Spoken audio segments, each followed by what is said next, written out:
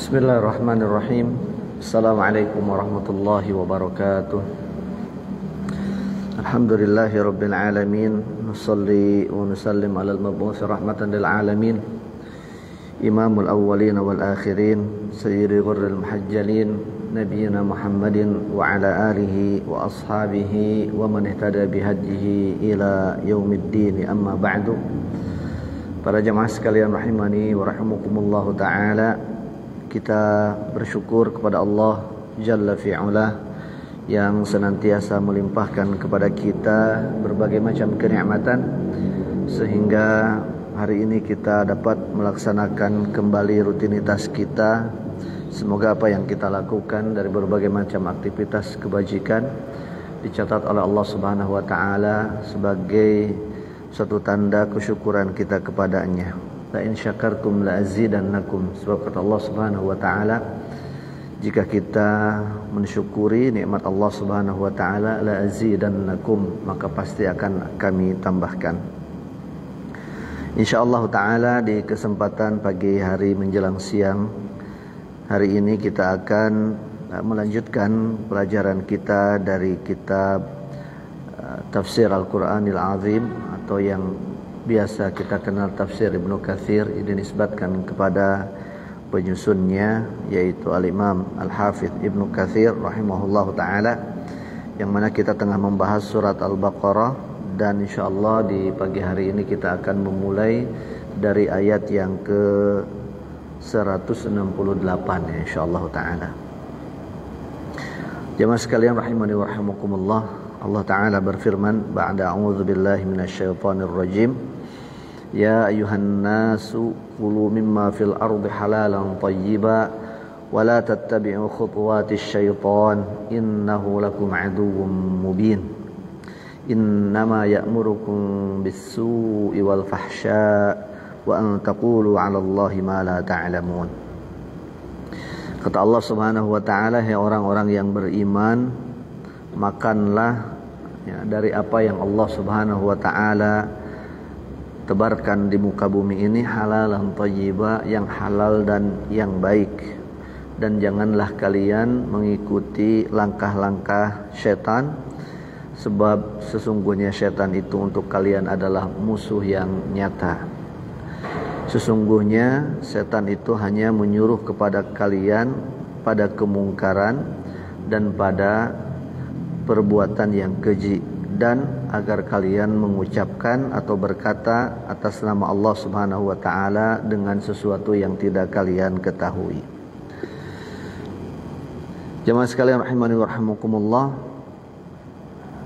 ketika Allah Subhanahu wa taala pada ayat-ayat sebelumnya memfirmankan kepada kita, menegaskan bahwa tidak ada Tuhan yang berhak untuk disembah kecuali hanya Allah Subhanahu wa taala saja, dan bahwa Allah Subhanahu wa taala itu merupakan zat yang menciptakan kita dan kemudian zat yang memelihara kita sebagai makhluknya dan yang memilikinya. Maka Allah Subhanahu wa taala menghabarkan kepada kita, menjelaskan kepada kita di dalam ayat ini bahwa Allah Subhanahu wa taala itulah yang memberikan rezeki, Ar-Razzaq ya, yang maha pemberi rezeki untuk seluruh makhluknya. Bahwa tidak ada yang kekuatan yang dapat mendatangkan manfaat dalam hal ini rezeki selain daripada Allah Subhanahu wa taala untuk seluruh makhluk, bukan hanya kita, bukan hanya diri kita, bukan hanya manusia, tapi bahkan seluruh makhluk yang diciptakan oleh Allah Subhanahu wa taala. Maka dalam hal ini Allah Subhanahu wa taala pada ayat ini memubahkan, memperbolehkan kepada kita, kepada makhluknya untuk mengambil ya, untuk memakan segala sesuatu yang ada di muka bumi ini ya, pada saat atau di mana sesuatu itu ya, wujudnya, bentuknya adalah baik dan halal dari Allah Subhanahu wa taala. Ya, halal dan baik untuk kemaslahatan diri kita, untuk kesehatan diri kita, baik secara fisik, ya, tumbuh kembang fisik kita, maupun secara akal, untuk kesehatan akal kita.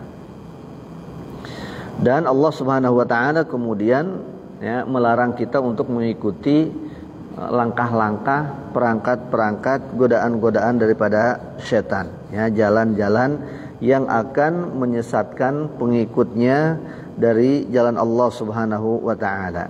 Ya, seperti dulu para pengikut setan itu mengharamkan sapi yang mereka sebut bahair, sawaib, wasail dan yang lainnya, ya, pada masa orang-orang itu ada di dalam kehidupan jahiliyah. Diriwayatkan, ya, dalam sebuah hadis dari Iyad ibn Al-Hammar, yang dimana hadis ini terdapat di dalam Sahih Muslim, ya, hadisnya sahih, dari Rasulullah sallallahu alaihi wasallam. Beliau bersabda, yaqulullahu ta'ala, Allah Ta'ala berfirman. Jadi hadis ini hadis qudsi. Inna kulla malin manahtuhu ibadi fahuwa lahum halal. Segala sesuatu, ya, yang telah aku berikan kepada hambaku, maka itu adalah untuk mereka halal hukumnya, ya, kata Allah Subhanahu wa taala. Wa inni khalaqtu ibadi hunafa faja'atuhumus syayatin fajtalathum an dinihim wa harramat alaihim ma ahlaltu lahum. Kemudian kata Allah Subhanahu wa taala, dan sesungguhnya aku menciptakan hamba-hambaku itu hunafa, dalam posisi mereka itu berpotensi untuk hidup lurus. Ini sesuai dengan hadis Rasulullah sallallahu alaihi wasallam. Kata Rasulullah sallallahu alaihi wasallam, kullu mauludin yuladu ala fitrah. Setiap bayi yang terlahir itu lahir dalam keadaan fitrah, dalam keadaan suci, dalam keadaan lurus. Fa abawahu yuhawwidanihi wa yunassiranihi au yumajjisanihi. Maka kedua orang tuanya lah, kata Rasulullah SAW, kemudian atau lingkunganlah yang kemudian membuat dia itu menjadi Nasrani, menjadi Yahudi, atau bahkan menjadi Majusi. Nah, jadi tapi awalnya adalah dalam posisi, dalam keadaan fitrah, ya. Wa inni khalaqtu ibadi hunafa. Di dalam hadis qudsi ini Allah Ta'ala mengatakan, dan sesungguhnya aku menciptakan hambaku itu semuanya, ya, hunafa, ya, lurus, ada di atas fitrah. Faja'athumus syaitan au syayatin fajtalathum an dinihim. Setelah itu datang kepada mereka syaitan, lalu syaitan itulah yang menyelewengkan mereka, menggoda mereka, membisiki mereka, dan menyimpang dari ajaran mereka. Jadi dari ajaran agama yang Allah Subhanahu wa taala turunkan. Wa harramat alaihim ma ahlaltu lahum, dan syaitan kemudian mengharamkan apa-apa yang Allah Subhanahu wa taala telah halalkan untuk kita, untuk para manusia. Jemaah sekalian rahimani wa rahimakumullah taala jami'an. Maka kalau kita lihat, ya, segala apa-apa yang ada di bumi ini, antara yang halal dengan yang haram itu lebih banyak yang halal. Bahkan karena saking banyaknya yang halal, ya, maka yang halal itu tidak disebutkan secara terperinci, karena terlalu banyak, ya, karena saking banyaknya, sehingga yang disebutkan itu adalah yang haram-haram. Maka kaidahnya, ya, menurut para ulama usul dan juga ulama fikih, al-aslu fil asya al-ibahah. Hukum dasar, ya, dalam segala sesuatu, terutama dalam hal ini adalah makanan, ya, adalah hukum dasarnya itu adalah al-ibahah, boleh, halal, ya, sampai datang dalil yang merubahnya dari hukum dasar tadi. Jadi kalau tidak ada dalil yang mengharamkan, yang melarang, berarti sesuatu itu hukum aslinya adalah boleh, ya, halal, ya. Saking banyaknya, jadi lebih banyak yang halal daripada yang haram. Maka ketahuilah hal-hal yang haram, dengannya kita akan terhindar dari perbuatan yang haram, karena yang haram itu yang sedikit. Jemaah sekalian rahimani wa rahimakumullah taala jami'an. Kemudian Al-Hafidz Abu Bakar Al-Marduwi meriwayatkan dari Sulaiman ibn Ahmad, dari Muhammad bin Isa, ya, kemudian dari Hasan ibn Abdurrahman Al-Ihtiyati, mereka mengatakan ya, bahwa Abu Abdullah Al-Juzani ya, mengatakan ya, dari Ibnu Jurayj, dari Atha, dari Ibnu Abbas radhiyallahu taala anhu wa ardhah, ya, di mana dibacakan ayat ini kepada Nabi sallallahu alaihi wasallam. Ayat yang sedang kita bahas ini Al-Baqarah 168. Ya ayuhan nasu kulu mimma fil ardi halalan thayyiba wa la tattabi'u khutuwatis syaitan innahu lakum aduwwum mubin. Ayat ini dibacakan di dekat Nabi sallallahu alaihi wasallam, di samping Nabi sallallahu alaihi wasallam. Maka sahabat yang bernama Sa'ad ibn Abi Waqqas kemudian berdiri dan mengatakan, wahai Rasul, ya Rasulullah, ud'ullaha an yaj'alani mustajabad da'wah. Wahai Rasul, memohonlah kepada Allah Subhanahu wa taala, doakanlah aku kepada Allah Subhanahu wa taala agar aku ini dijadikan orang yang kalau berdoa dikabulkan doaku, diperkenankan doaku oleh Allah Subhanahu wa taala. Faqal, maka Rasulullah sallallahu alaihi wasallam menjawab atau bersabda kepada Sa'ad, ya Sa'ad, atib mat'amaka takun mustajabad da'wah. Walladzi nafsu Muhammadin biyadihi innar rajula la yaqdhuful luqmatal haram fi jawfihi mimma yutaqabbalu minhu 40 yawman wa ayyuma 'abdin nabata lahmuhu minas suhti war riba fannaru aula bih. Kata Rasulullah sallallahu alaihi wasallam, wahai Sa'ad, kalau kamu ya mau doanya dikabulkan oleh Allah Subhanahu wa taala, selalu diperkenankan, dijawab oleh Allah Subhanahu wa taala, diijabah oleh Allah Subhanahu wa taala, maka atib mat'amaka, maka pastikanlah bahwa makananmu itu baik. Pastikan makananmu baik, ya. Maka kalau engkau memastikan makananmu baik, yakni halalan thayyiba, takun mustajabad da'wah, maka pasti doamu itu akan senantiasa diperkenankan, dikabulkan oleh Allah Subhanahu wa taala. Oh, ini kecil, diganti. Baik.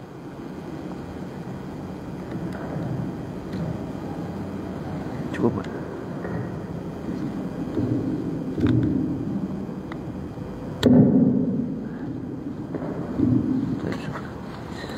Jadi kata Rasulullah sallallahu alaihi wasallam, wahai Sa'ad, ya, perbaiki, pastikan makananmu baik, halal, maka engkau akan menjadi orang yang doanya senantiasa diijabah oleh Allah Subhanahu wa taala, dikabulkan oleh Allah Subhanahu wa taala, demi zat yang jiwaku ada pada tangannya, yakni demi Allah Subhanahu wa taala.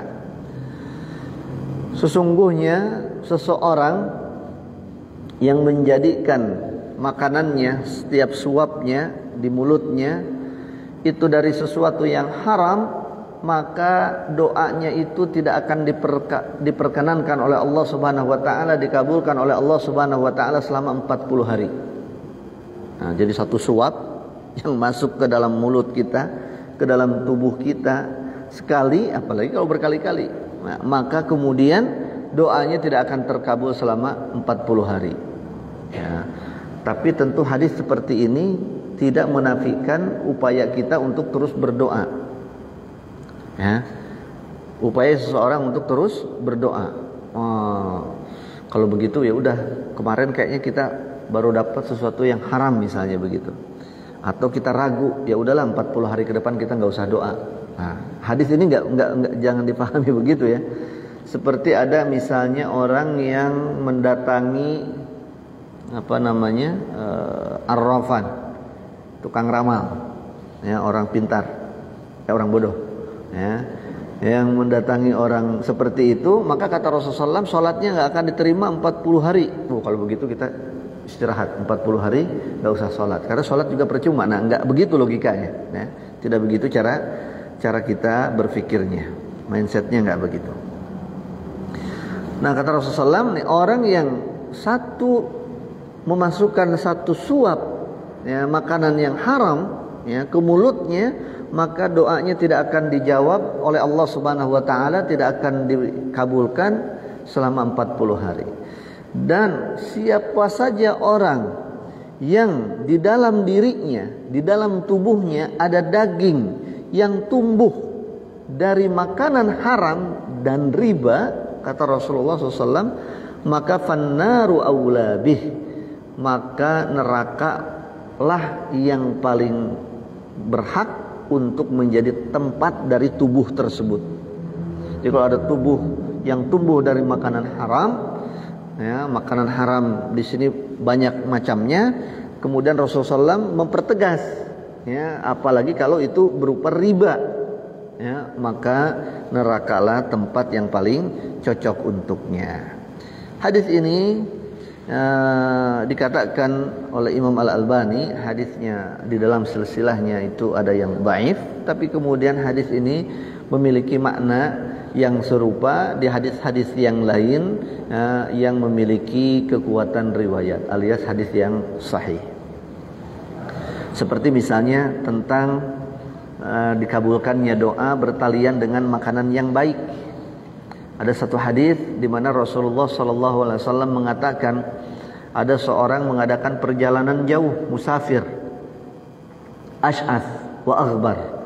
Saking lamanya dia menempuh perjalanan sehingga mukanya itu udah kucel, kumel. Ya, kalau udah orang dulu kan safar nggak pakai pesawat, nggak pakai kereta, walas kendaraan mobil dan yang lainnya. Ya, kalaupun berkendaraan, dia kendaraannya unta, kuda. Ya, kalau untuk perjalanan jauh, perjalanan dekat ada keledai, ada bighal, ya, perpaduan hasil kawin antara kuda dan keledai. Tapi biasanya itu untuk jarak pendek. Tapi kalau jarak jauh, unta biasanya lebih banyaknya atau kuda. Sehingga mereka menempuh perjalanan gurun pasir dan seterusnya, terkena debu dan seterusnya, ash'ath wa aghbar. Ini orang yang seperti ini, ya, kalau dia berdoa itu diijabah oleh Allah Subhanahu wa taala. Karena kata Rasulullah SAW, salatu da'awatin la turad. Ada 3 doa orang yang tidak bakal ditolak oleh Allah Subhanahu wa taala. Di antaranya itu adalah doaul musafir, doanya orang yang sedang safar.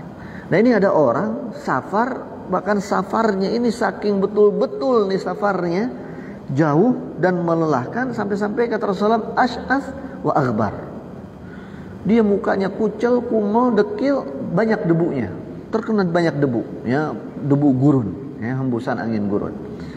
Lalu kemudian dia mengangkat tangannya kepada Allah Subhanahu wa taala, dia mengatakan ya Rabb, ya Rabb. Dia berdoa di dalam safarnya itu kepada Allah Subhanahu wa taala, ya Rabb, ya Rabb, ya Allah, ya Allah. Kabulkanlah gitu doa apa yang dia panjatkan itu. Nah, para ulama mengatakan di antara salah satu cara doa kita diijabah itu kita mengatakan ya Rabb. Ya Rabb, ya Rabb itu ya Allah atau amin, amin, ya. Ya Rabb kata orang ini. Kemudian kata Rasulullah wa mat'amuhu haram. Tapi orang ini yang tadi itu dia punya potensi untuk dikabulkan doanya dalam posisi dia musafir dan dia mengatakan ya Rabb, ya Rabb. Namun sayang dia ini mat'amuhu haram, makanannya haram. Masyrabuhu haram. Dia minuman juga minumnya yang haram, ya, makanan dan minuman haram itu bisa jadi dari jenisnya yang memang diharamkan atau dari cara mendapatkannya. Ini sama-sama saja, ya. Ayam itu kalau hasil sembelih halal kalau disembelihnya baik, ayam, ya kan, atau telur katakanlah yang nggak perlu disembelih, telur itu halal, nggak ada mazhab apapun yang mengharamkan telur di dalam syariat kita, ya. Tapi kalau kemudian cara mendapatkannya dengan hasil mencuri misalnya, maka berubah hukumnya, ya, karena ada sifat yang menempel padanya, ya. Kemudian atau dibelinya dengan duit hasil mencuri, hasil korupsi, maka sama hukumnya, ya, maka sama hukumnya, bukan karena telurnya tetapi karena cara mendapatkannya. Mat'amhu haram, kata Rasulullah, ini orang yang musafir ini mat'amnya, makanannya, masyrabnya, minumannya haram. Wa malbasuhu haram, pakaiannya juga haram, dia dapat dari hasil yang haram. Wa ghuzziya bil haram, tubuhnya, badannya, fisiknya, ghuzziya bil haram, tumbuh dagingnya itu dari makanan dan minuman yang haram. Fa anna yustajabulah. Maka kata Rasulullah SAW, orang yang seperti ini bagaimana mungkin doanya akan dikabul oleh Allah Subhanahu wa taala. Jadi jamaah sekalian rahimani wa rahimakumullah taala jami'an, ya, maka untuk kita, ya, kemaslahatan kita, kebaikan kita, ya, kita mesti hati-hati. Ya, kita mesti hati-hati, pilih-pilih, memastikan bahwa apa yang kita hasilkan, ya, apa yang kita makan, apa yang kita minum, apa yang kita pakai, apa yang kita berikan kepada keluarga kita, yakinkan kepada diri kita bahwa itu sumbernya adalah halal, bahwa itu adalah halal dan bersumber dari yang halal, cara mendapatkannya halal, yang sesuai dengan aturan Allah Subhanahu wa taala. Sebab kalau tidak, ini implikasinya kemana-mana nih, efeknya kemana-mana. Ya, terkait dengan makanan halal ini bukan masalah sampai di perut kemudian selesai urusannya, enggak, kemana-mana ini, dampaknya kemana-mana. Kita mau berbicara keluarga sakinah, itu sangat erat sekali korelasinya dengan nafkah halal atau tidak. Kita mau berbicara tentang rumah tangga yang sakinah, sangat terkait. Kita mau berbicara kemudian apa? Keturunan kita, anak kita mau jadi anak yang baik atau soleh atau tidak, itu juga sangat berpengaruh dengan bagaimana cara atau nafkah kita yang kita berikan kepada keluarga kita. Mau berbicara doa, ini sedang kita bahas. Ya, mau berbicara ibadah, ini sedang kita bahas. Ya, bahwa sampai 40 hari tadi dikatakan di dalam hadis ini, Allah tidak akan menerima, ya, orang yang berdoa, orang yang beribadah kalau kemudian pada dirinya ada makanan yang tidak baik, yang tidak halal. Ya, jadi ini sangat strategis sekali, ya, sangat strategis sekali, ya, untuk memastikan bahwa setiap apa yang dibawa oleh kita, oleh suami kita, kalau untuk ibu-ibu, oleh istri kita, kalau bapak-bapak ada yang suaminya, istrinya kemudian juga ikut berkarir misalnya gitu, mencari nafkah, bekerja, pastikan, ya, bahwa itu adalah halal. Itu yang paling utama. Mau sedikit, mau banyak, itu urusan yang berikutnya. Lebih baik sedikit halal daripada banyak tidak halal. Tapi tentu yang terbaik adalah banyak dan halal. Ya, itu mimpinya semua orang. Ya. Jemaah sekalian rahimani wa rahimakumullah taala jami'an. Kemudian kata Allah Subhanahu wa taala, "Wala tattabi'u khutuwatis syaitan, innahu lakum aduwwum mubin." Nah, dan janganlah kalian mengikuti langkah-langkahnya setan, tipu dayanya setan. Sebab setan itu buat kalian adalah musuh yang nyata. Nah, di sini Allah Subhanahu wa taala memberikan kepada kita tahzir, peringatan. Ya. Warning untuk kita, ya. Supaya kita terjaga, supaya kita ngeh, ya, bahasa Jawanya ngeh, ya, terjaga, ya. Bahwa setan itu adalah musuh yang sangat terang benderang meskipun dia tidak kelihatan. Ya, meskipun dia tidak kelihatan. Kenapa kalau tadi masalah dengan makanan, kenapa ada orang yang makanannya mengambil pilihan makanan tidak baik? Mengapa orang ada yang mengambil cara untuk mendapatkan rezekinya itu dengan cara tidak halal? Nah, karena setan.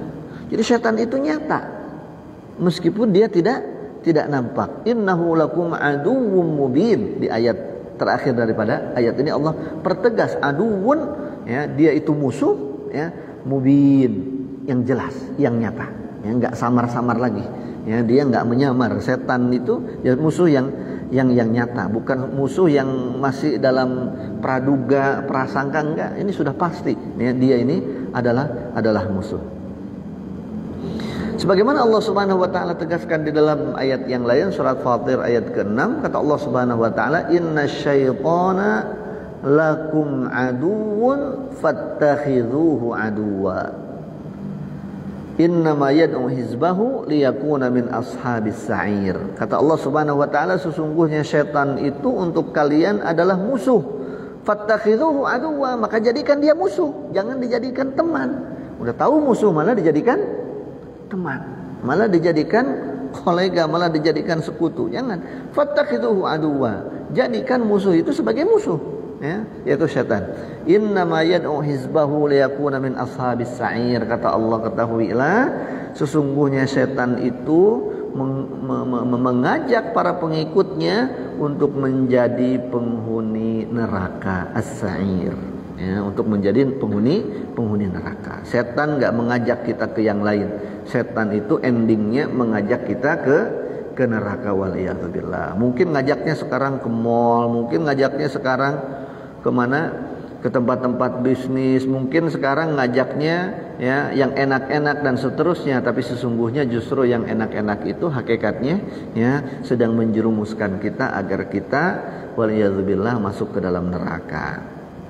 Di dalam ayat yang lain, surat Al-Kahfi ayat ke-50, Allah Ta'ala berfirman, "Afatattakhizunahu wa dzurriyyatahu awliya'a min duni wa hum lakum adu bi'salil zalimina badala."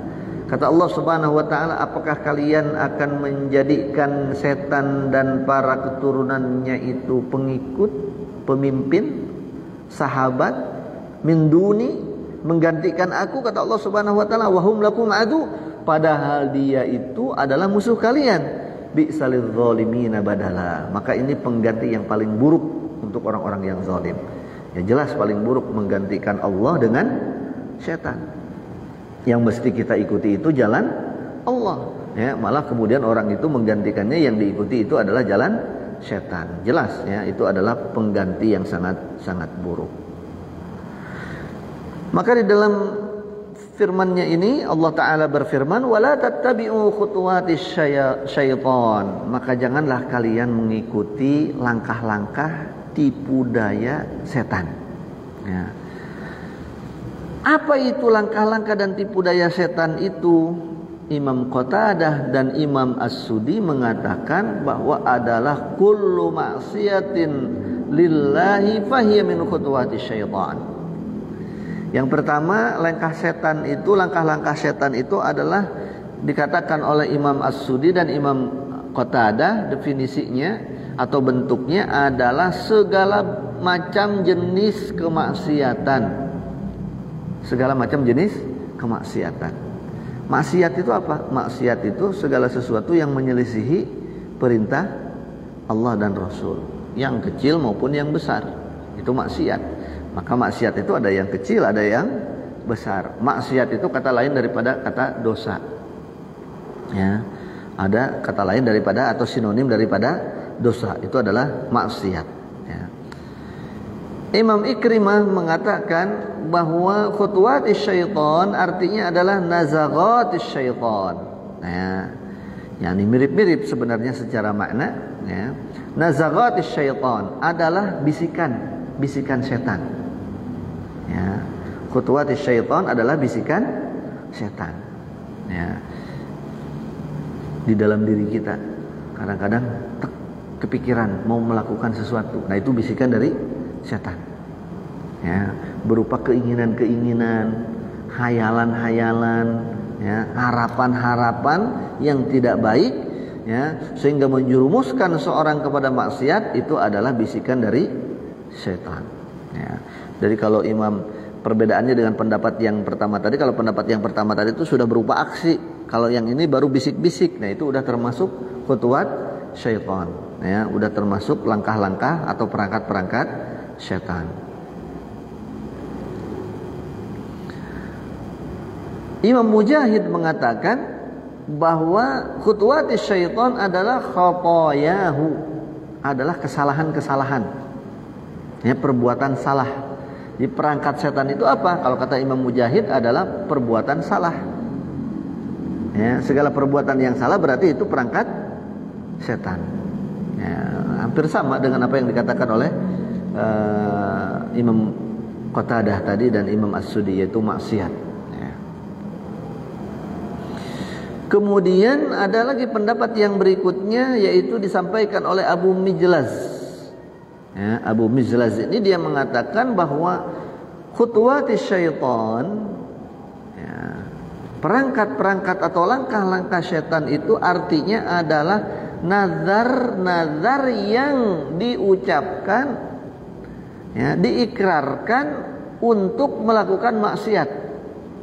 Dia bernazar tapi isi nazarnya adalah perbuatan maksiat. Ya, itu adalah khutuwat syaitan. Ya. Dan ada ceritanya, ya, ada ceritanya di sini. Kemudian Imam Ibnu Katsir, ya, menyebutkan, ya, beberapa kisah orang yang bernazar untuk berbuat maksiat. Jadi dia punya keinginan, ya, nazar itu adalah janji, ya, untuk melakukan sesuatu yang dikaitkan dengan suatu keinginan. Apabila keinginannya tercapai, maka dia akan melakukan sesuatu yang lain. Kalau saya keterima, anak saya keterima masuk PTN yang diharapkannya misalnya, maka saya akan bersedekah. Itu mestinya nazar begitu, bersedekah senilai 10 juta misalnya begitu. Nah, tapi ini khutuwat syaitan menurut Abu Mijlaz ini adalah nazarnya nazar maksiat. Ya. Kalau saya nanti misalnya dapat tender, ya, maka saya traktir semuanya, ya, kita ke minuman keras misalnya begitu, kita mabok-mabok. Nah, itu khutuwat syaitan. Nah, itu makna khutuwat syaitan. Jadi nazar berupa kemaksiatan, ya, nazar berbuat maksiat. Nah, waliyadzubillah. Nah, Imam Asy-Sya'bi mengatakan ada seorang yang bernazar ingin menyembelih anaknya katanya. Ya. Dia bernazar, tapi nazar ini janji, ya, janji sumpah yang di bawah sumpah. Ya. Jadi dia berjanji dan di bawah sumpah. Saya akan menyembelih demi Allah, misalnya begitu, saya akan sembelih anak saya kalau mendapatkan sesuatu. Maka kemudian, ya, dia meminta fatwa, ya, meminta fatwa kepada Imam Asy-Sya'bi, kepada Imam Masruq, ya.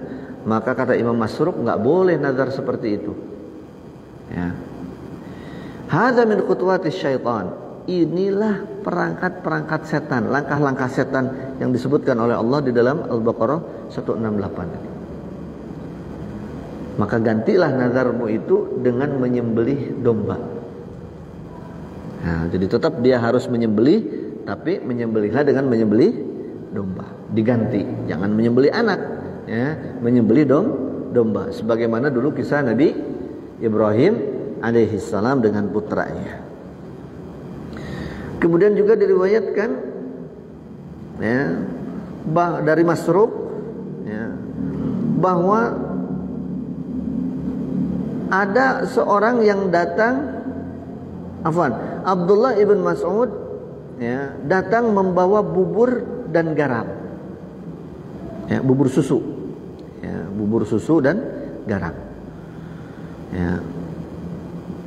Bubur susu itu wallahu ta'ala alam bentuknya gimana, tapi sekarang itu kalau nggak berubah dari dulu sampai sekarang bentuknya, sekarang itu di sana itu ada yang disebut dengan makanan itu, snack bentuknya ruz bil laban. Jadi nasi, beras dibuat bubur gitu, kayak bubur ayam gitu, tapi kuahnya yang dibuat supaya dia jadi bubur itu pakai susu, bukan pakai air gitu, sehingga gurih sekali. Ya, namanya ruz bil laban. Enak, apalagi kalau, ya, dia bisa dimakan hangat, kalau musim dingin dimakannya hangat-hangat, kalau musim panas biasanya ditaruh di kulkas dulu, enak, seger banget, ya, kalau siang-siang tuh atau ba'da maghrib itu dimakan enak banget, ya. Nah, dia membawa bubur susu ini dan kemudian garam. Lalu beliau mengajak kawan-kawannya untuk menyantapnya. Ya. Tapi ada seorang yang tidak mau, dia pergi. Ya, kemudian orang itu pergi. Kata Ibnu Mas'ud, nawilu sahibakum. Loh, kenapa dia nggak kebagian atau gimana? Tolong kasih. Ya. Kasih. Maka kata orang itu, la uriduhu. Nah, saya bukan nggak kebagian, saya tidak mau. Ya, saya tidak mau. Faqala ashaimun ant? Kenapa tidak mau? Apakah engkau sedang berpuasa? Kata dia, tidak. Qala fa ma sya'nuk? Kalau begitu terus kenapa tidak mau? Oh, ini enak, semua orang makan, ya kan? Qala haramtu an akula dhar'an abadan. Dia bilang, saya sudah berjanji kepada diri saya sendiri untuk tidak makan bubur susu selama-lamanya. Faqala Ibnu Mas'ud, hadza min khutuwati syaitan. Nah, ini enggak boleh. Ya, enggak boleh melakukan seperti itu karena ini halal, ya kan? Ya, tidak boleh mengharamkan sesuatu yang dihalalkan oleh Allah. Ini adalah langkah-langkah syaitan, khutuwati syaitan. Ya. Fa'at'im wa kaffir an yaminik. Ya, sekarang sini makan, ya. Dan karena dengan memakan ini kamu telah menyelisihi sumpahmu, maka bayarlah kafarat daripada sumpahmu. Ya, jadi kafarat sumpahnya tetap harus dibayar, kafarat nazarnya. Dengan yang lain melanggar janji, berarti kan dia berjanji tidak akan makan, dan sekarang dia makan atas perintah dari sahabat Abdullah ibn Mas'ud ini. Nah, karena melanggar janji, walaupun janjinya tadi tidak baik, tetapi tetap harus dibayar kafaratnya. Sama dengan yang tadi. Yang tadi juga dia janjinya mau menyembelih anak. Karena menyembelih anak tidak boleh, maka kemudian diganti dengan kambing. Tetapi kemudian dia juga tetap disuruh membayar kafarat daripada janji, daripada nazarnya. Ya. Kemudian ada kisah yang lainnya juga yang dibawakan yang mirip-mirip, ya, yang serupa, ya, disampaikan oleh Imam Ibnu Katsir, ya, di dalam menguatkan apa yang menjadi pendapat, ya, Abu Mizlaj, bahwa makna daripada khutuwati syaitan itu adalah bernazar dengan perbuatan maksiat, ya, bernazar dengan perbuatan maksiat. Ya, tadi kalau bubur tadi apa maksiatnya? Dia mengharamkan kepada dirinya sesuatu yang halal, yang mubah, yaitu bubur, ya kan? Kalau yang pertama tadi jelas dia mau menyembelih anaknya. Jemaah sekalian rahimani wa rahimakumullah taala jami'an. Kemudian, ya, di ayat yang lain, ya, di ayat berikutnya maksudnya Allah Subhanahu wa taala, ya, kita lanjutkan ke ayat berikutnya. Allah taala berfirman, "Innama ya'murukum bis-su' wal fahsya wa an taqulu 'ala Allahi ma la ta'lamun." Nah, kaitan dengan tipu daya setan ini tadi, ya, khutuwatis syaitan, yang dimana setan itu adalah musuh yang nyata untuk kita. Cuma sekalian rahimani wa rahimakumullah, maka bagaimana cara setan itu menggoda seseorang, menggoda kita? Nah, di ayat yang ke-169 ini Allah sebutkan, ya, bagaimana pendekatan setan menggoda seseorang. Innama ya'murukum bis-su'. Yang pertama, setan itu akan memerintahkan kita, memerintahkan kalian, kata Allah Subhanahu wa taala, bisu, dengan pekerjaan-pekerjaan, aktivitas-aktivitas, amalan-amalan yang jelek, yang buruk. Itu bermaksiat. Ya. Ya, mulai dari yang kecil, ya. Yang kecil kalau sudah terbiasa, ke yang lebih besar dikit, yang besar dikit sudah berhasil, naik lagi dan seterusnya, ya, dan seterusnya. Biasanya kalau satu keburukan dilakukan, ya, kemudian nanti akan bertambah menjadi 2, menjadi 3 dan seterusnya, ya.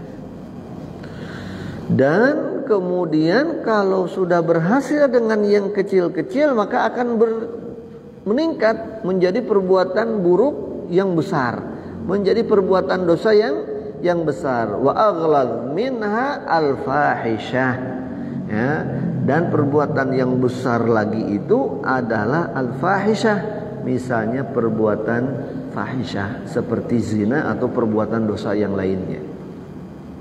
Nah, ya, jadi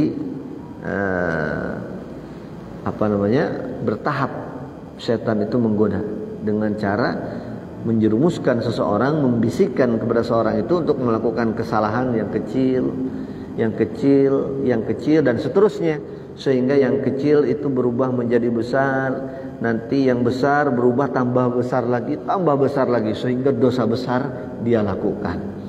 Kemudian dari secara bilangan tadinya 1 dosa, tambah lagi menjadi 2, tambah lagi, sehingga menjadi banyak. Ya, sehingga menjadi banyak. Makanya kata para ulama, ya, dalam ada sebuah syair tentang hal ini, seorang ulama bersyair, khallidz dzunuba saghiraha wa kabiraha fadzakat tuqa wa kun kamashin fawqa ardi syauqi yahdharu ma yara wa la tahqiranna saghiratan innal jibala minal hasad. Ini bait syair ini agak panjang, tapi saya kutip ini yang kaitannya dengan tema kita.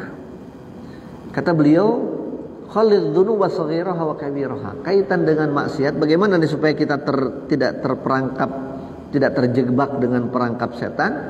Khalidz dzunuba saghiraha wa kabiraha. Tinggalkan perbuatan salah dan dosa itu, mau kecil apalagi besar. Jangan kita remehkan, ini bahkan dosa kecil, udahlah nggak apa-apa, namanya juga dosa kecil. Kita kan manusia, tempatnya salah. Jangan, ya, jangan.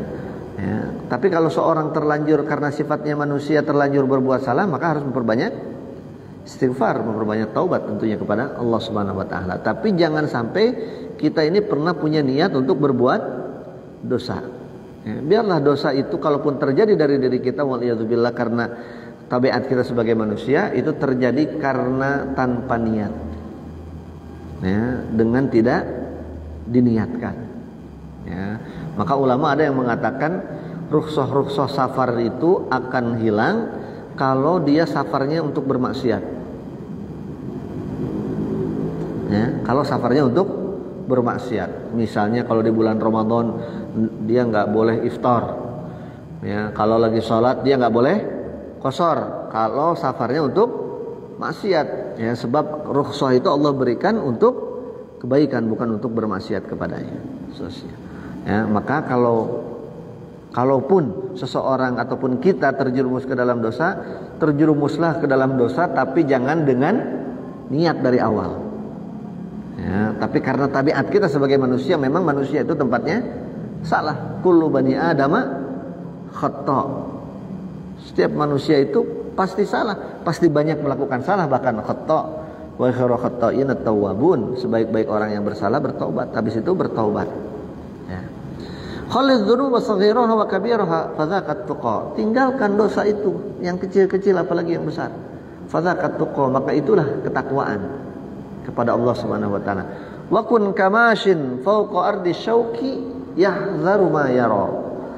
Maka bagaimana cara kita supaya kita terhindar dari perbuatan maksiat, dari perbuatan dosa, perangkat setan walaupun itu dosa kecil? Kun kamashin fawqa ardi syauqi. Ya, bersikaplah seperti orang yang berjalan di sebuah jalan yang penuh dengan duri, yang banyak durinya. Ya, seperti orang mengendarai kendaraan di jalan yang rusak, banyak bolong-bolong, banyak lubang-lubang. Apa yang akan dia lakukan? Yahdharu ma yara. Dia akan sangat hati-hati melihat ke jalannya untuk menghindari supaya dia tidak nginjak duri atau kendaraannya tidak kejeblos ke dalam lubang-lubang jalanan yang jelek yang akan merusak kaki-kaki kendaraannya dan seterusnya. Ya, dipilih jalannya, ya, belok kiri, belok kanan dan seterusnya. Nggak apa-apa, pelan-pelan juga. Yang penting selamat, misalnya begitu. Yahdharu ma yara, dia akan sangat hati-hati memperhatikan jalannya. Wala tahqiranna saghiratan innal jibala minal hasa. Dan janganlah kalian meremehkan dosa kecil. Ingat bahwa gunung yang besar itu, ya, adalah tumpukan dari batu-batu kecil. Jadi kecil, lama-lama menjadi besar, ya. Sedikit demi sedikit, lama-lama menjadi bukit. Nah, itu istilah pepatah kita. Ya. Jadi setan itu begitu cara menggodanya. Ya, dijerumuskan seseorang itu dengan pekerjaan-pekerjaan, perilaku-perilaku yang buruk, bahkan yang fahsya, bahkan yang besar kalau sudah terbiasa. Walhamdulillah. Dan yang lebih besar lagi, perbuatan buruk itu, perangkat yang menjadi perangkat setan itu adalah wa antaqulu 'alallahi ma la ta'lamun. Yaitu seseorang berbicara tentang Allah, tentang ilmu Allah, tentang agama Allah, ma la ta'lamun, tanpa ilmu. Ini bahaya sekali.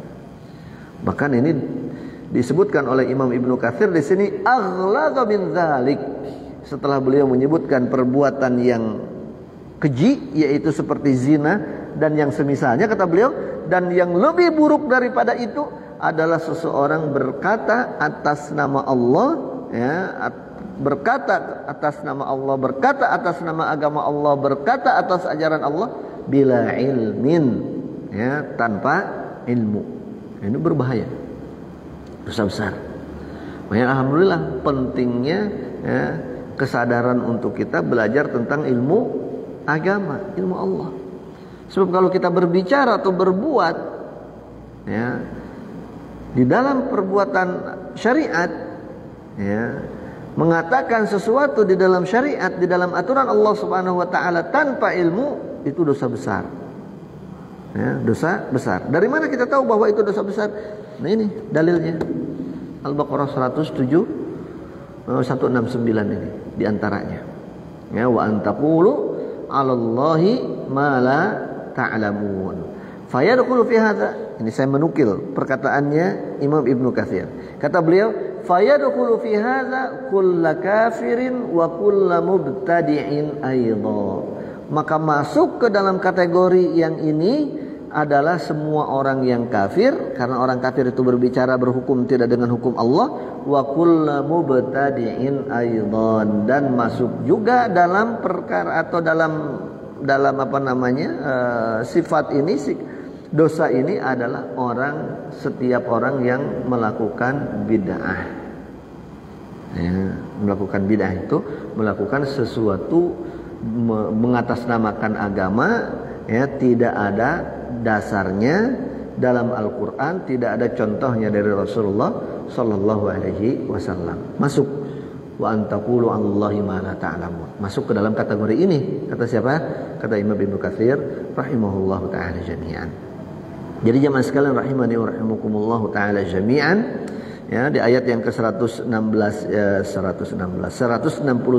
ini Allah taala mengatakan kepada kita ada 3 cara pendekatan setan untuk menyesatkan kita, ya, berdasarkan ayat 169 ini.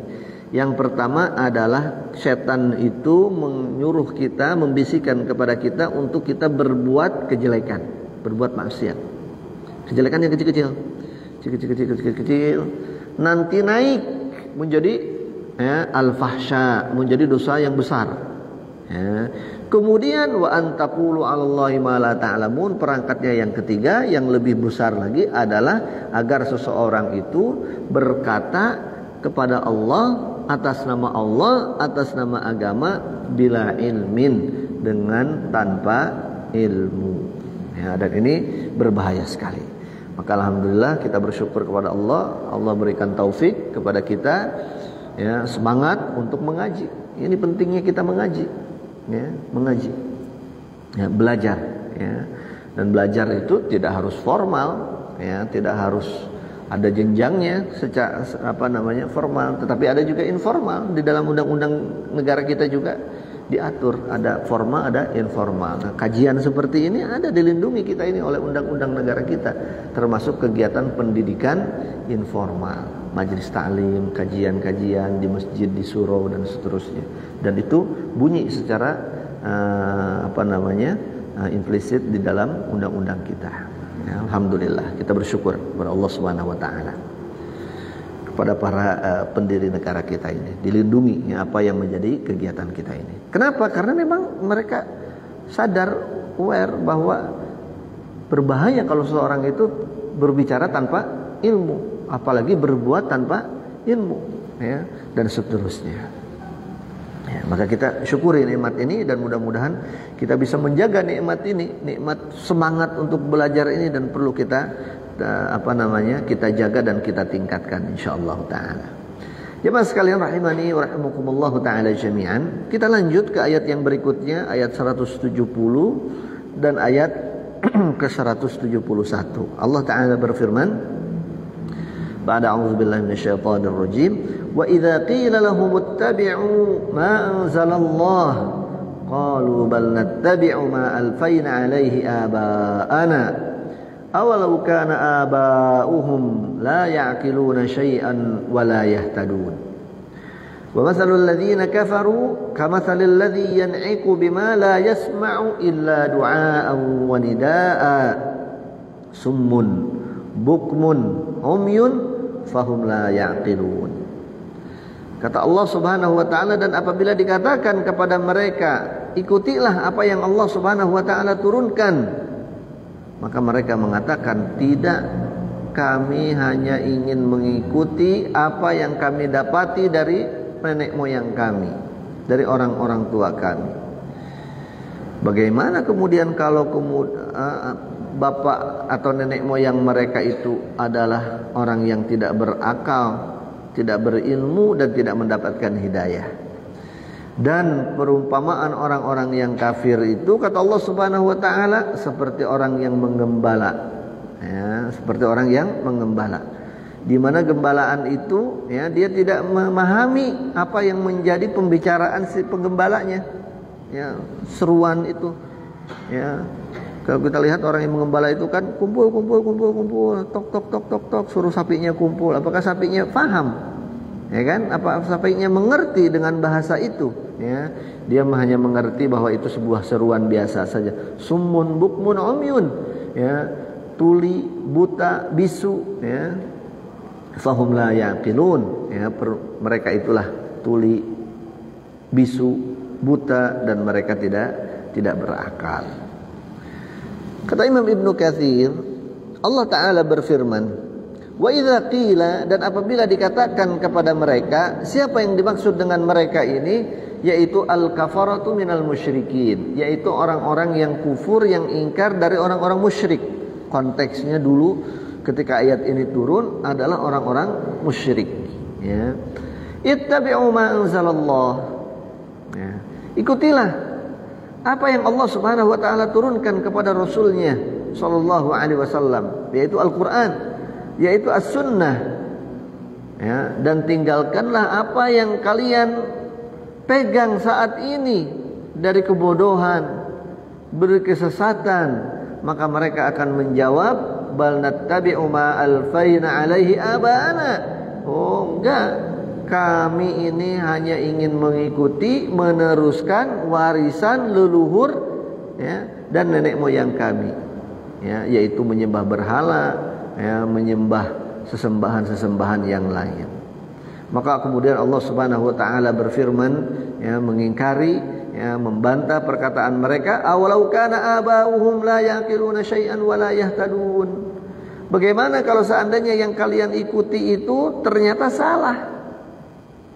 La yaqiluna syai'an wa la yahtadun. Mereka tidak faham, ya. Kenapa mereka mengerjakan itu? Karena mereka tidak faham, karena mereka enggak dapat hidayah. Loh, apakah kamu juga akan ikut orang yang enggak faham, yang enggak dapat hidayah? Begitu kurang lebih kata Allah Subhanahu wa taala kepada mereka.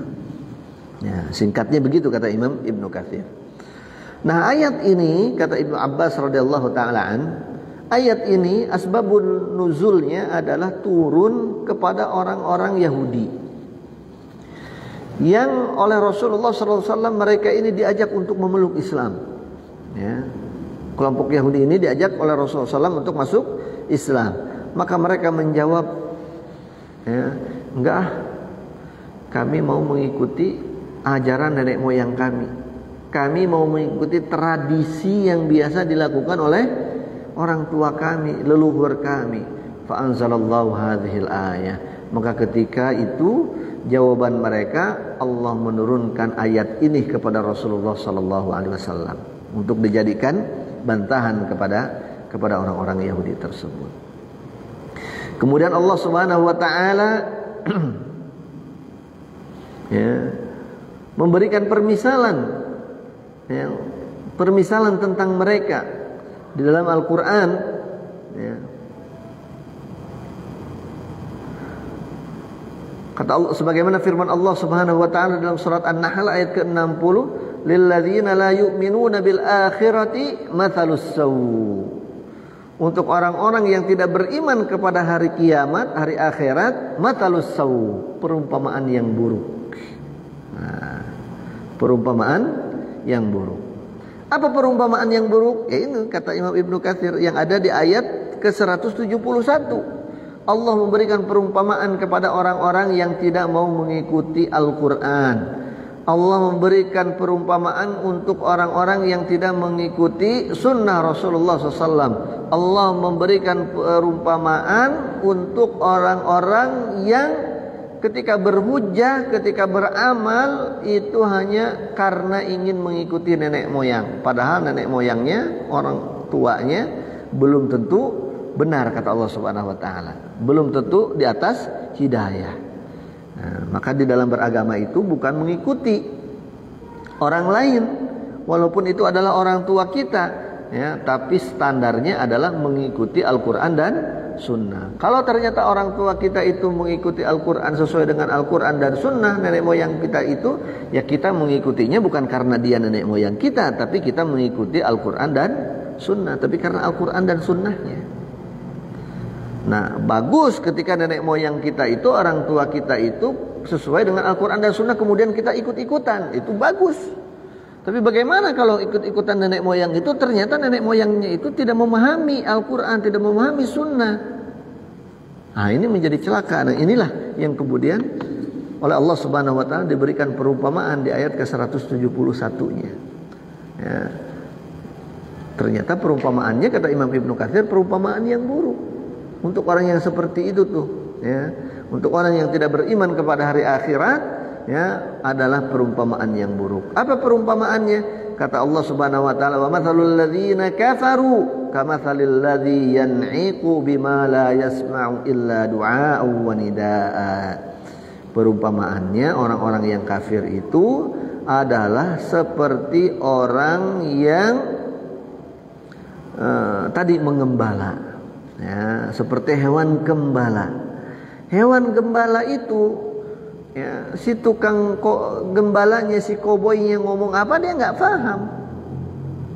Ya, mau menasehati sebanyak apapun nggak akan paham. Mau mengarahkan sebaik apapun dia tidak akan mengerti.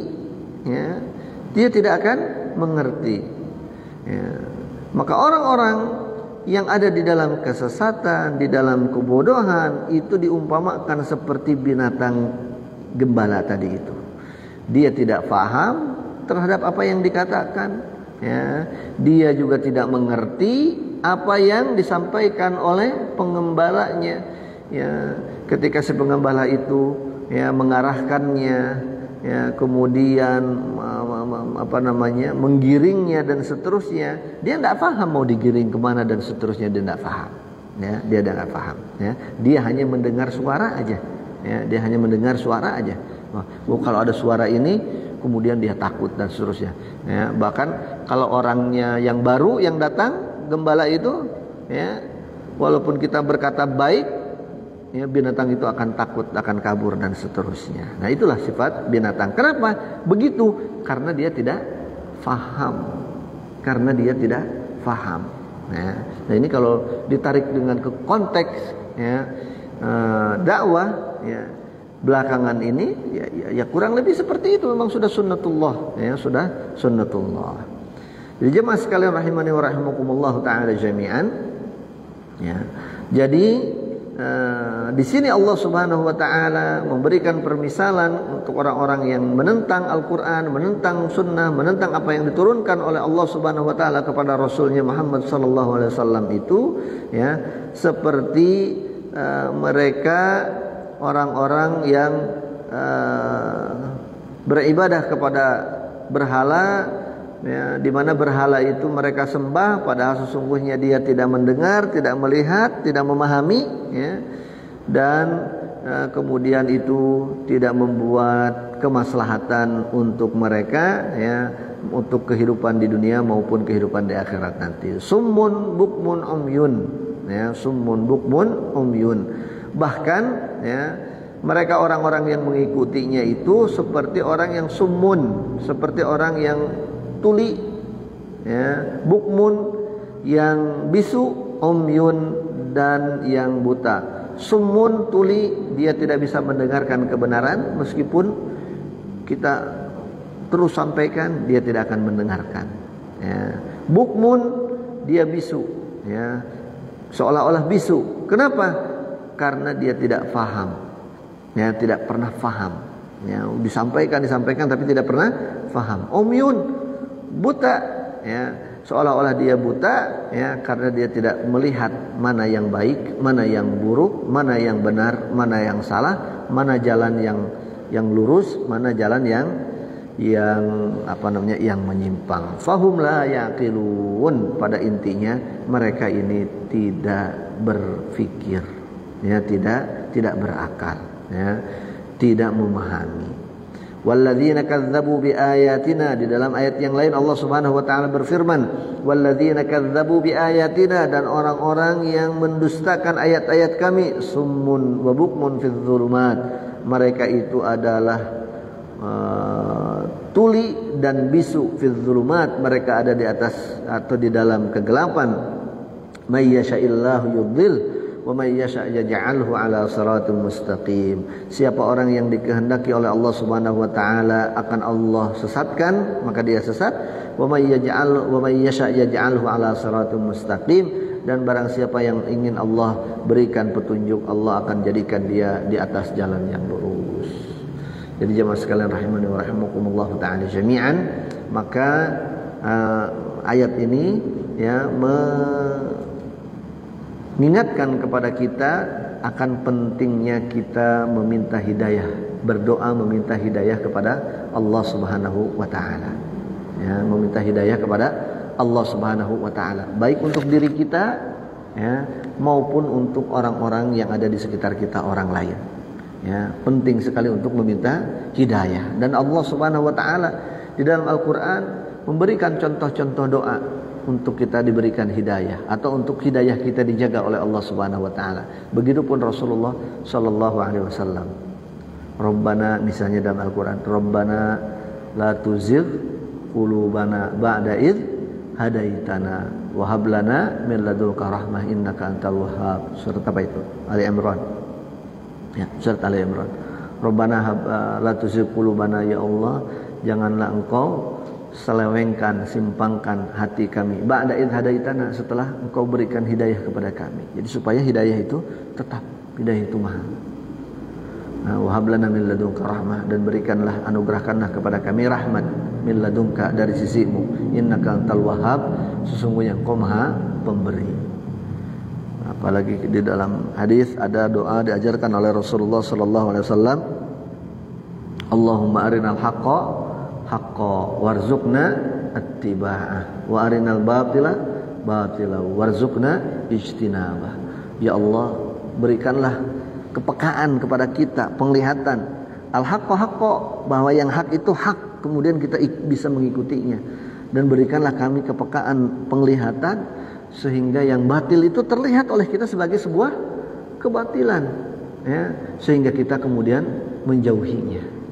Nah, ini kan masalah yang terjadi di tengah masyarakat hari ini.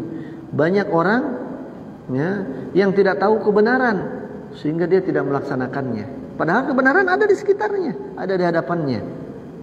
Banyak orang yang buta akan kemungkaran, padahal kemungkaran itu sedang dia lakukan, dia tidak merasa bahwa itu adalah perbuatan mungkar, perbuatan batil. Maka doa itu penting para jamaah sekalian rahimakumullah. Apalagi kita dulu di awal pertemuan, masih ingat tidak jamaah sekalian, ya, dulu ketika kita membahas tentang ta'awudz, ini kaitannya dengan hidayah dengan godaan daripada syaitan. Imam Ibnu Katsir ya, membuka ya tentang isti'adzah ini dengan 3 ayat di dalam Al-Qur'an. Yang kata Imam Ibnu Katsir, 3 ayat di dalam Al-Qur'an ini tidak ada perbandingannya. Masih ingat tidak? Nah, kita murojaah dikit ke belakang. Ya, ketika kita menafsirkan al-isti'adzah, ta'awudz, a'udzubillahi minasyaitonir rajim. Ya. Kata Imam Ibnu Katsir, Allah Ta'ala berfirman. Yang pertama yaitu di dalam surat Al-A'raf ayat 199 sampai ayat ke-200. Khudhil afwa wa'mur bil 'urfi wa'rid 'anil jahilin. Wa imma yanzaghannaka minasyaitani nazghun fasta'iz billahi minasyaitan innahu sami'un 'alim. Kata Allah Subhanahu wa taala, dan berikanlah maaf kepada orang yang berbuat jahat kepadamu. Wa'mur bil 'urfi, dan perintahkanlah orang untuk berbuat baik. Wa'rid 'anil jahilin, dan berpalinglah engkau dari orang-orang yang bodoh. Wa imma yanzaghannaka minasyaitani nazghun fasta'iz billah, dan manakala setan berbisik kepadamu dengan satu bisikan keburukan, pasti kalau setan berbisik keburukan, fasta'iz billah, maka memohonlah perlindungan kepada Allah. Innahu sami'un alim, sesungguhnya Allah Maha mendengar dan Maha mengetahui. Ini ayat yang pertama. Ayat yang kedua yaitu surat Al-Mu'minun ayat 96 sampai dengan 98. Allah Ta'ala berfirman, idfa' billati hiya ahsanus sayyi'ah nahnu a'lamu bima yasifun wa qur rabbi a'udzubika min hamazatis syayatin wa a'udzubika rabbi ayyahdurun. Ya, balaslah ya keburukan yang dilakukan oleh orang lain kepadamu itu dengan kebaikan. Nahnu a'lamu bima yasifun, kami lebih tahu, kata Allah Subhanahu wa taala, dengan apa yang orang akan katakan, akan sifatkan. Wa qur rabbi a'udzubika min hamazatis syayatin, dan katakanlah, ya Allah, aku berlindung kepadamu dari godaan syaitan, bisikan-bisikan syaitan. Wa a'udzubika rabbi ayyahdurun, dan aku berlindung kepadamu Rabb, untuk dia datang ya, untuk mereka hadir ya, datang menggoda. Itu ayat yang kedua. Ayat yang ketiga, Allah Ta'ala berfirman di dalam surat Fussilat ayat 34 sampai dengan 36. Idfa' billati hiya ahsan fa idzal ladzi bainaka wa bainahu adawatun ka'annahu waliyyun hamim wa ma yulaqqaha illa alladhina sabaru wa ma yulaqqaha illa dzu hazzin 'azim. Wa imma yanzaghannaka minasyaitani nazghun fasta'iz billah innahu huwas samiul 'alim. Kata Allah, dan balaslah ya, kejahatan yang menimpa kepadamu itu dengan yang lebih baik. Ya, dengan yang lebih baik, jangan keburukan dibalas dengan keburukan. Fa innal ladzi bainaka wa bainahu adawatun ka'annahu waliyyun hamim. Orang yang ada ya, permusuhan dengan kita ya, antara kita dengan dia ya, jadikanlah ya, dia itu balaslah dengan kebaikan ya, seolah-olah dia ini waliyyun hamim ya, yang teman yang baik ya, karena suatu saat dia akan berubah menjadi orang yang baik. Wa ma yulaqqaha illa alladzina sabaru wa ma yulaqqaha illa dzu hazzin 'azim. Tetapi ini memang berat. Tidak bisa ini dilakukan kecuali orang-orang yang punya kesabaran di dalam dirinya, dan tidak bisa dilakukan kecuali oleh orang yang memiliki keagungan, ya, yang memiliki kebesaran, ya, yang memiliki kebesaran. Wa imma yanzaghannaka minasyaitani nazghun fasta'iz billah, dan apabila syaitan ya membisikkan kepadamu dengan sebuah bisikan untuk menjerumuskan kita pada kemaksiatan, pada perbuatan dosa, fasta'iz billah, maka memohonlah perlindungan kepada Allah. Innahu huwas samiul alim, sesungguhnya Allah Maha mendengar lagi Maha mengetahui. Nah, 3 ayat ini tadi, Al-A'raf 199 dan 200, kemudian Al-Mu'minun 96 sampai 98 dan Fussilat 34 sampai dengan 36 ini kalau kita perhatikan kata Imam Ibnu Katsir, ini 3 ayat ini tidak ada keempatnya. Ini cuma 3 dalam Al-Qur'an yang model begini. Ya. Di mana Allah Subhanahu wa taala memerintahkan kita kalau kita punya masalah dengan manusia, sesama manusia, kita diperintahkan untuk tetap berbuat baik. Atau setidak-tidaknya kita tetap pura-pura baik dengan dia. Setidak-tidaknya itu. Syukur-syukur terus kita berusaha untuk berbuat baik kepada dia. Kenapa? Supaya orang itu kembali kepada kebaikan. Kembali kepada kebaikan. Ya. Walaupun kalau kita dizolimi oleh orang lain, pilihannya ada banyak variannya di dalam Al-Quran. Yang pertama, boleh kita balas. Boleh nggak kalau ada orang berbuat jahat sama kita, terus kita balas, boleh nggak? Boleh, kata Allah boleh di dalam surat dalam Al-Baqarah ada. Nanti kita sampai kepadanya. Ya, kata Allah Subhanahu Wa Taala apa di dalam Al-Quran? Faman i'tada 'alaikum fa'tadu 'alaihi bimithli ma i'tada 'alaihi. Barang siapa yang berbuat jahat kepada kalian, kalau mau kata Allah Subhanahu wa taala, balaslah dengan balasan yang seperti dia lakukan kepada kalian. Jadi kalau dipukul, balas pukul boleh enggak? Boleh. Tapi kalau dia mukul sekali, balaslah sekali. Yang dia mukul sekali, balas 3 kali. Jangan. Jadi berbalik kita yang jahat kepada dia. Karena kata Allah, fa'tadu bimithli ma tada alai. Ya, balaslah dengan ya, keburukan yang dia timpakan kepadamu. Jadi membalas itu boleh, tapi dengan ukuran. Tapi ini tidak terpuji, walaupun boleh. Nah, yang terpuji yang bagaimana? Yang tidak membalas, yang sabar, yang memaafkan. Ya udahlah. Atau dia nggak memaafkan, tapi dia nggak membalas. Atau yang ketiga, ya, dia tidak membalas dan memaafkan. Ada lagi yang keempat, yang levelnya paling tinggi, yaitu apa? Dia tidak membalas dengan keburukan, dia memaafkan dan bahkan dia membalasnya dengan kebaikan. Ya, orang itu mukul, habis mukul, oh, karena kamu habis mukul saya, gitu ya. Nih, saya kasih handphone. Itu semua orang mukul kita. Ya. Misalnya begitu tuh, ya. Jadi dibalas dengan kebaikan. Dan itu ternyata perintah Allah di dalam 3 ayat ini. Kata Allah Subhanahu wa taala, kalau ada orang berbuat jahat kepadamu, maka bermujamalahlah. Berbaik-baiklah sama dia. Mudah-mudahan dia berubah jadi orang baik. Karena sikap kita, karena perangai kita. Dan banyak contohnya seperti ini dari Rasulullah SAW, dari para sahabat. Ya, yang kisah-kisah yang masyhur banyak. Dulu misalnya ketika Rasulullah SAW masih di Mekah, ya, mau ke mana?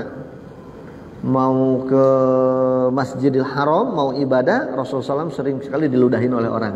Setiap kali mau berangkat diludahin. Setiap kali mau berangkat diludahin. Rasul nggak balas. Satu hari yang ludahinnya absen. Kok nggak ngeludahin? Rasul malah bingung. Mana nih orang?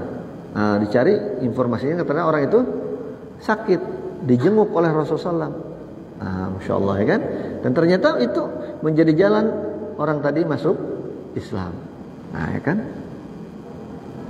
Ya, dan banyak lagi yang lainnya. Dikalungin kotoran. Ya. Rasulullah SAW ketika hijrah ke Taif, dilempari orang-orang Taif oleh batu sampai berdarah-darah.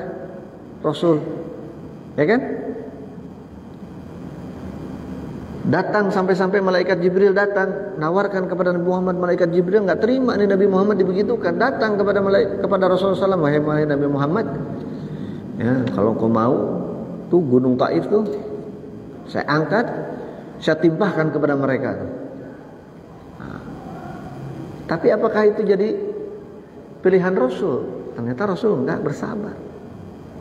Ya, kata Rasulullah, mereka mungkin orang-orang yang enggak tahu. Mudah-mudahan dari keturunan mereka ini nanti muncul orang-orang yang baik.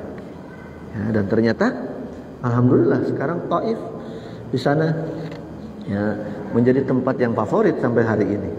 Ya kan? Coba kalau hari itu Rasulullah SAW, iyalah timpahin aja tuh gunung Uhud, gunung Taif ke mereka. Kita nggak ada umrah plus Taif hari ini, ya kan? Nggak bisa naik teleferik, naik apa itu, sana beli parfum, lihat taman bunga, ya kan? Nah, jadi hikmah, ya hikmah. Jadi kalau kita berhubungan dengan manusia itu disuruh mujamalah. Nah, tapi poinnya di sini nih yang kedua nih. Tapi kata Imam Ibnu Katsir, kalau urusannya sama setan, nah, maka tidak ada mahalah, tidak ada pilihan kecuali selain kita memusuhi setan dan kita meminta perlindungan kepada Allah Subhanahu wa taala. Jadi nggak boleh kita baik-baik sama setan. Ya, nggak boleh baik-baik sama setan. Ya, nggak boleh musona'ah, nggak boleh berihsan kepada setan. Ya, jadi harus kita tunjukkan permusuhan kita, ya, dan kemudian kita memohon perlindungan kepada Allah, sebab musuh setan itu sangat kuat. Kita tidak punya daya, tidak punya upaya kecuali dengan kita memohon perlindungan kepada Allah. Nah, itulah musuh yang namanya setan. Nah, jamaah sekalian rahimani wa rahimakumullah, kaitan dengan tafsir yang kita sedang angkat hari ini 168 sampai dengan 171 tadi itu, bahwa yang pertama, ya, musuh kita yang nyata itu meskipun tidak kelihatan adalah syaitan. Innahu lakum aduwwum mubin. Sudah ditegaskan oleh Allah di dalam ayat yang sedang kita bahas dan di dalam ayat yang lain, innahu lakum aduwwum mubin fattakhidhuhu aduwwa, kata Allah Subhanahu wa taala, maka jadikanlah syaitan itu, ya, sebagai musuh, jangan dijadikan sebagai kawan atau sebagai kolega dan yang lainnya. Fattakhidhuhu aduwwa. Itu yang pertama. Yang kedua, bagaimana kemudian syaitan itu, ya, menggoda kita, ya, menggoda manusia ini. Maka syaitan itu menggoda kita dengan cara, ya, kita ini, ya, diiming-imingi, dibisiki, ya, untuk berbuat maksiat, untuk berbuat keburukan, untuk berbuat kejelekan, sedikit demi sedikit, yang kecil berubah menjadi agak besar menjadi besar, bahkan menjadi besar sekali, ya. Innama ya'murukum bis-su' wal fahsya wa an taqulu 'alallahi ma la ta'lamun, bahkan sampai kesalahan yang terbesar, yaitu berbicara atas nama Allah tanpa ilmu. Ya, maka agar kita tidak terjerumus, ya, ke dalam jurang dan perangkat setan itu, maka kita harus banyak-banyak berlindung kepada Allah Subhanahu wa taala, ya, dan banyak-banyak kita meminta hidayah kepada Allah Subhanahu wa taala, meminta petunjuk kepada Allah Subhanahu wa taala. Kemudian juga dari apa yang kita pelajari dari tafsir yang kita angkat di ayat yang kita angkat di hari ini adalah kita agar memastikan bahwa setiap apa yang hadir di dalam hidup kita ini dari rezeki, pastikan bahwa itu adalah rezeki yang halal, yang thayyib, yang baik, ya. Karena makanan kita itu bukan hanya sekedar sesuatu yang mengenyangkan perut kita, tetapi ternyata memiliki efek kemana-mana, ya, memiliki implikasi kemana-mana di dalam kehidupan kita, ya. Bahkan kata Rasulullah SAW tadi, bahwa ketika daging kita, tubuh kita ini tumbuh, ya, ada yang tumbuh dari yang haram, ya, apalagi riba, maka dikatakan oleh beliau sallallahu alaihi wasallam bahwa tempatnya yang paling pas adalah neraka, waliyadzubillah. Kemudian ternyata makanan itu berpengaruh kepada doa kita, ya, kepada kehidupan kita, ya, makanan yang baik, yang halal itu berpengaruh kepada doa kita, ya, kepada keinginan kita, kepada kehidupan kita, kepada doa kita, ya, kepada rumah tangga kita, dan kepada seluruh sendi-sendi kehidupan kita di dunia ini. Oleh karenanya sangat penting sekali, hal sangat strategis sekali, ya, untuk ibu-ibu terutama nih yang menjadi keuangan di rumah tangga, ya, pastikan, ya, bahwa apa yang dibawa oleh suaminya, diberikan oleh suaminya, ya, bahwa nafkah yang diterimanya, ya, dari suaminya maupun dari hasil kerjanya, ya, itu adalah yang halal, yang thayyib, ya yang baik, yang halal ya. Kemudian ikhwatal iman wal Islam azani Allah wa iyyakum jami'an, di terakhir adalah pentingnya kita untuk mengikuti apa yang diturunkan oleh Allah Subhanahu wa taala kepada Rasulullah sallallahu alaihi wasallam ya, dan meminta hidayah tadi agar diri kita ini bisa mengetahui yang hak adalah sesuatu yang hak, kemudian kita kerjakan, dan agar antena radar kita juga sensitif untuk melihat sesuatu yang mungkar sebagai sebuah kemungkaran sehingga kita tinggalkan ya, dan nauzubillah agar tidak terjadi sebaliknya, kebaikan di depan mata tidak terlihat sebagai sebuah kebaikan sehingga luput, tidak terkerjakan, dan kemudian juga kemungkaran yang ada di sekitar itu tidak terlihat sebagai sebuah kemungkaran sehingga orang terjerumus dan hanyut di dalam kemungkaran, wal iyadzubillah. Nah, caranya bagaimana? Caranya adalah dengan kita mengaji, dengan kita belajar dan memohon hidayah kepada Allah Subhanahu wa taala. Inilah para jemaah sekalian rahimani wa rahimakumullah taala jami'an yang menjadi pelajaran kita di kesempatan hari ini. Mudah-mudahan Allah senantiasa memberikan taufik kepada kita semua, ilmu yang bermanfaat, ilmu yang dapat kita amalkan dan kita tularkan kepada yang lainnya. Kalau ada benarnya, kebenaran hanya datang dari Allah. Kalau ada salahnya, tentu itu dari kekurangan saya pribadi. Mohon dibukakan pintu maaf yang selebar-lebarnya. Barakallahu fikum.